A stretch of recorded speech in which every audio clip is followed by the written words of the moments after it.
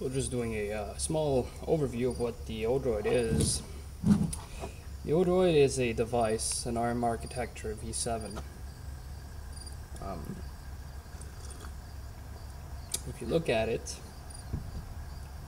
this is what the Odroid is. Now, I'll laugh at this. This is how big it is. It's fitting in the palm of my hand. Now, this little device here is what Samsung uses in their Galaxy 10.1. If you know what the kind of power that it has, basically the power of it is a quad-core 2 GHz with 2 gigs of RAM. Not only that, it actually has eMMC modulation into it.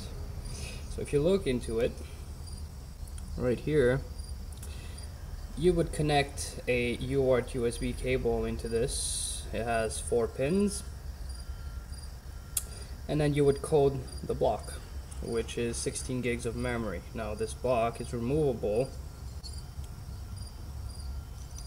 So basically what you're doing is you're embedded a Linux into this small block. Now there is some 64 gigs, there's up to 128 gigs, and now on the market they're even talking about that they have octa-cores of these, which is actually beating my AMD 3 GHz quad core, no 6 core, sorry. Now if you know about this, you're actually coding everything in that box, in that small block, so the boot up time is virtually none. Booting up Linux on this from scratch up to LXDE is 3 seconds. Literally 3 seconds. If you know the kind of power about this,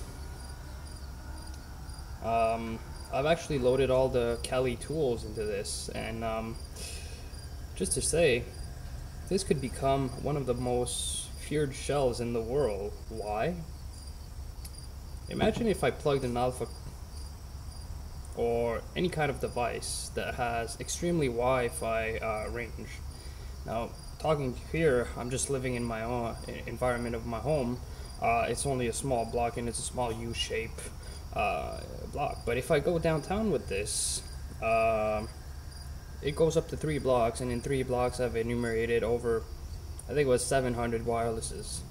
Now counting the actual devices also that I actually found.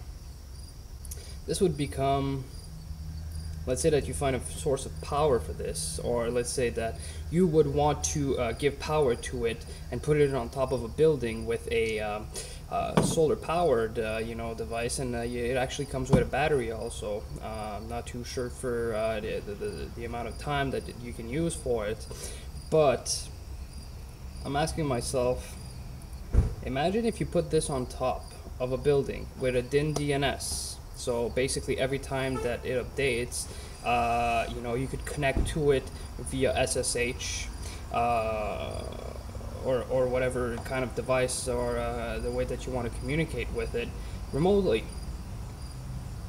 Not only that, you put Wi-Fi on this with a alpha tool with this device here called the Yagi antenna. This has extreme range. Let's say that you start cracking all these wirelesses.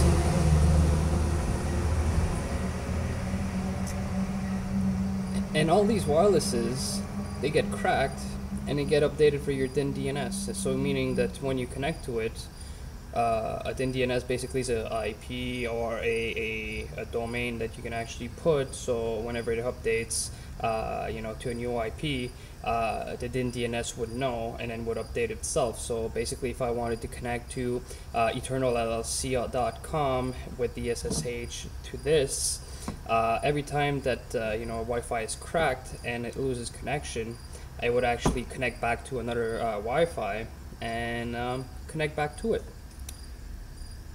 That being said, here's a small presentation.